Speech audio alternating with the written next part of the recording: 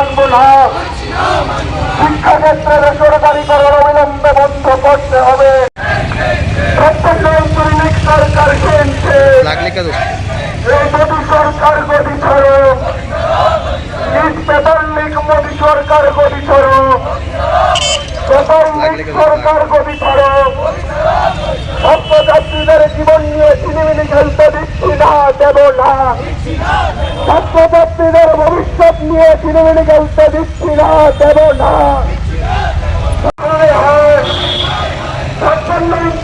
সরকার হয় হয়,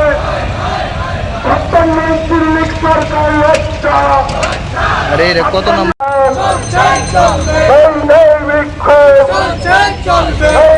প্রতিবাদ ছাত্রছাত্রীদের জীবন নিয়ে ছিনিমিনি খেলা গেল বিজেপি সরকারের জবাব চাই, জবাব দাও।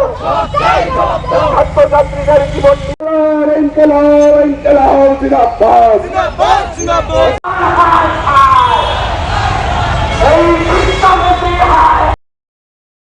এসএফআই এবং পিএসইউ সদর বিভাগীয় কমিটির ডাকে 4 দফা দাবিতে আমরা এখানে মিছিল করলাম, বিক্ষোভ মিছিল। এবং এই 4 দফা দাবির অন্যতম যে দাবিগুলি হচ্ছে, আমরা বলছি যে শিক্ষার বেসরকারীকরণ বন্ধ করতে হবে। আমাদের রাজ্যের সরকার, দেশের সরকার শিক্ষাকে যেভাবে বেসরকারীকরণ করছে, গরিব মানুষের থেকে শিক্ষাকে কেড়ে নিয়ে যাদের পয়সা আছে, যাদের বাবা আদানি আম্বানি, তাদের কাছে শিক্ষাকে বেচে দেওয়ার কাজ করছে। তাই আমরা বলছি শিক্ষার বাণিজ্যিকীকরণ, শিক্ষার বেসরকারীকরণ অবিলম্বে বন্ধ করতে হবে। আমাদের দ্বিতীয় দাবি হচ্ছে আমাদের রাজ্যের স্কুলগুলোতে শিক্ষক নেই, পর্যাপ্ত পরিমাণে শিক্ষক নিয়োগ করতে হবে। আমাদের রাজ্যের 350টা এরকম স্কুল আছে যে স্কুলগুলোতে একজন শিক্ষক দিয়ে আমাদের বিদ্যালয়গুলি পরিচালনা করতে হচ্ছে। এই জায়গার মধ্যে আমরা দাবি করছি অবিলম্বে শিক্ষকদের পর্যাপ্ত পরিমাণে বিদ্যালয়ে পাঠাতে হবে।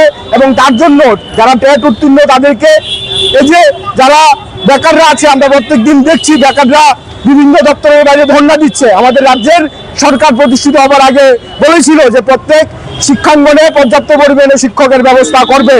এবং আমরা দেখতে পাচ্ছি কলেজ ক্যাম্পাসে ছাত্ররা নিরাপত্তার অভাবে ভুগছে। বিশেষ করে আপনারা জানেন যে গত প্রায় 1 মাস আগে বিবিএম কলেজ, আমাদের রাজ্যের অন্যতম প্রধান কলেজ, এই কলেজের মধ্যে একজন ছাত্র, তাকে দিনের আলোতে শাসক দলের ছাত্র সংগঠনের নেতারা বেধড়ক পিটিয়ে তাকে জিবি হাসপাতালে পাঠাতে হয়েছে। আমরা এসএফআই টিইসিউ দাবি করছি যে কলেজ ক্যাম্পাসগুলোতে ছাত্রদের নিরাপত্তার নিশ্চিত করতে হবে। এবং তার জন্য রাজ্যের যে প্রশাসন, পুলিশ প্রশাসন, কলেজের যারা আছেন প্রশাসন, তাদেরকে সেই ব্যবস্থা গ্রহণ করতে হবে। এবং আপনারা জানেন আমাদের সব থেকে যেটা এইসবের মধ্যে চর্চিত বিষয়, যে আমাদের দেশের সরকার এবং আমাদের দেশের শিক্ষামন্ত্রী ধর্মেন্দ্র প্রধানকে পদত্যাগ করতে হবে। এবং ধর্মেন্দ্র প্রধান নিট সহ সিবিএসই সহ বিভিন্ন প্রবেশিকা পরীক্ষাগুলোতে যেভাবে দুর্নীতি বাড়ছে, এই দুর্নীতির দায় স্বীকার করে ধর্মেন্দ্র প্রধানকে অবিলম্বে পদত্যাগ করতে হবে।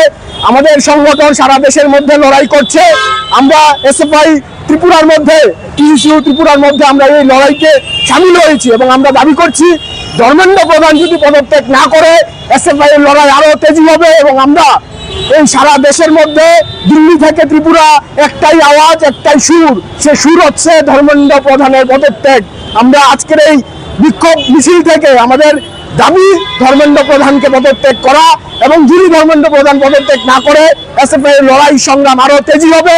সারা রাজ্যের মধ্যে আমাদের সংগঠনের কর্মীরা মাঠে নামবে এবং ধর্মেন্দ্র প্রধানের এই কুকর্মের বিরুদ্ধে আমাদের সংগ্রাম চলবে। বিজেপি হটাও, এই ধর্মেন্দ্র প্রধান হায় হায়, এই শিক্ষামন্ত্রী হায় হায়, এই ধর্মেন্দ্র প্রধান হায় হায়, এই শিক্ষামন্ত্রী হায় হায়, এই দুর্নীতিবাজ হায় হায়, এই লীগ সরকারের বিরুদ্ধে, এই লীগ সরকারের বিরুদ্ধে, এই দুর্নীতিবাজের বিরুদ্ধে, এই দুর্নীতির বিরুদ্ধে, এই পেপার লিকের বিরুদ্ধে, এই দায়িত্ব বলি আইরে ভাই, আইরে বোন, আইরে ভাই, আইরে বোন, এই আইরে ভাই, আইরে বোন।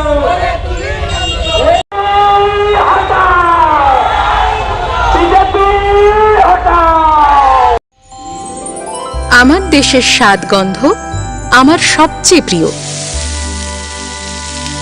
আমার জয় যেমন দেশের জয়, দেশের আনন্দ মানে আমার আনন্দ। লং তরাইয়ের গুঁড়ো মশলা হোক বা সর্ষের তেল, আমার দেশের প্রোডাক্ট। আর সেই লং তরাই দিয়ে রান্না যখন খাই তখন পাই দেশের স্বাদের আনন্দ। সবার সাথে সেই স্বাদের আনন্দ ভাগ করে নেবার মজাই আলাদা। দেশের স্বাদের আনন্দ লং তরাই। লং তরাই, রান্নায় তোমাকে চাই।